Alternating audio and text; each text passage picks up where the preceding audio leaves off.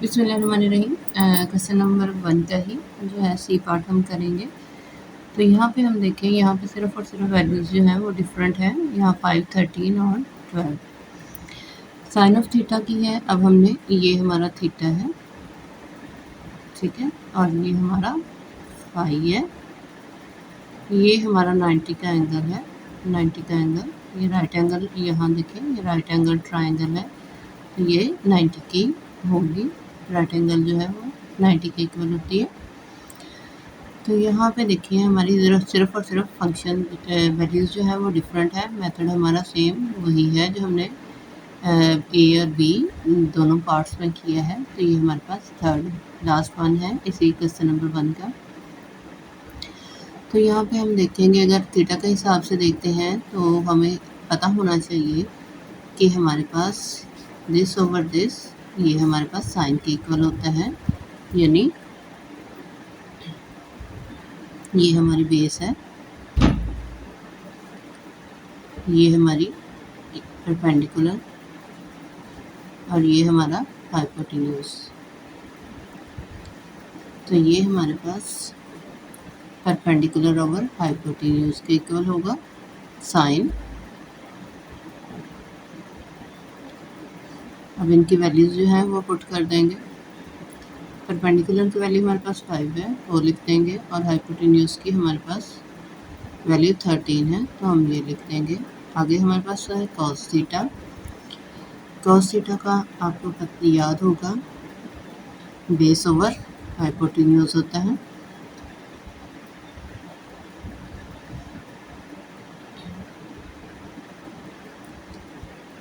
Base over hypotenuse,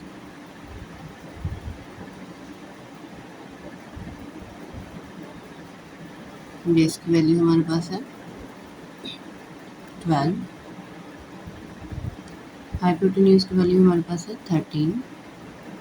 तो ये हमारी वैल्यू आ गई है। अब उसके बाद 10 है। 10 इसका रेसिप्रोकल होता है, साइन ओवर कॉस होता है। तो ये अगर हम इधर से निकालें तो साइन ओवर कॉस जो है 5/13 और 12/13।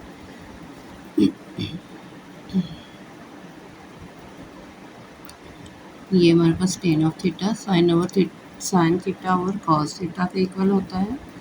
साइन की वैल्यू हमारे पास 5/13 है और कॉस की वैल्यू हमारे पास 12/13 है।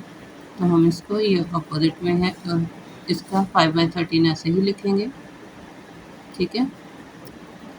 और ये इसके ओवर में है तो ये उलट हो जाएगी, ये 13/12 हो जाएगी।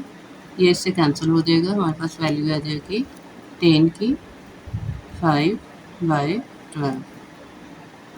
ये हमारी 10 की वैल्यू निकल गई। अब ये हमारे पास सिकेंट है। सिकेंट जो है 1 ओवर कॉस के इक्वल होता है। कॉस की वैल्यू हमारे पास यहाँ पे 12/13 है, तो सिकेंट की इसका रेसिप्रोकल यानी उलट हो जाएगी, 13/12 हो जाएगी। आगे हमारे पास है कोसिकेंट।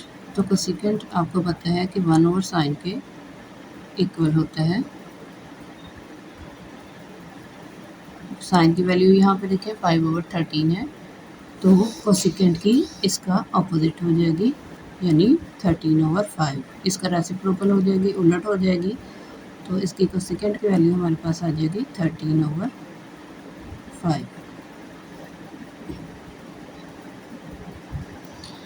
अब हमारे अगले पार्ट्स जो हैं ये हमने थीटा के हिसाब से फाइंड किए हैं। अब ये हमने अगले अपने 5 पार्ट्स जो हैं वो फाई के हिसाब से फाइंड करने हैं। तो चलते हैं अपने अगले पार्ट्स की तरफ। 6 पार्ट है हमारे पास। हमने सेम इसी तरह यहाँ ए के सामने जो है ए को स्मॉल में लिखना है, बी के सामने यहाँ बी, और सी के सामने ये सी लिख लेना है। अब कॉट है 1/10 के इक्वल होता है, हमें पता है 1/10 के इक्वल होता है, या फिर हम इसको जो है वो कॉज ओवर साइन भी लिख सकते हैं। कॉज और साइन की वैल्यू जो है हम निकाल ली है हमने, उसका ऑपोजिट ले लें। ये फाई के हिसाब से है, वो हमने थीटा के हिसाब से फाइंड की थी। तो ये कॉज ओवर साइन जो है यानी कॉट थीटा हमारे पास आ जाएगा A1 C के इक्वल यानी 5/12। अगला फंक्शन है हमारा टेन ऑफ थीटा है। टेन जो है हमारे पास यहाँ से ही अगर निकाल रहे हैं तो टेन जो है 1/cot के इक्वल होता है।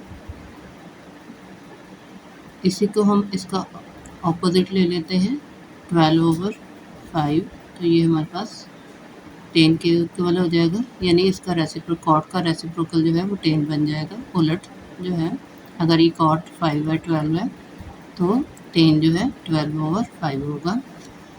अगला फंक्शन है हमारे पास कोसेकेंट। तो कोसेकेंट जो है 1/sin के इक्वल होता है।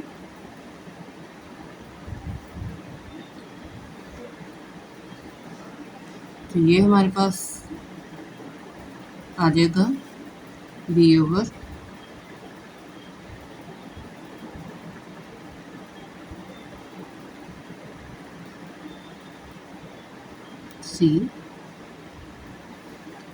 यानी 13/12।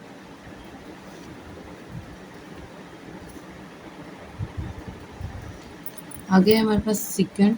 तो सेकेंड जो है वो इक्वल होता है 1/cos के।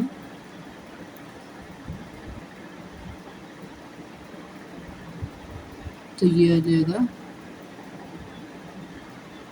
सेकेंड 1/cos के होता है 13/5 आएगा, यानी B/a।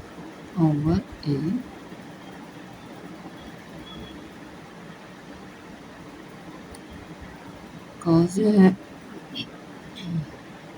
इसका सेकेंड का रेसिप्रोकल है, यानी हम 13/5 को 5/13 लिखेंगे, तो ये हमारे पास cos की वैल्यू है।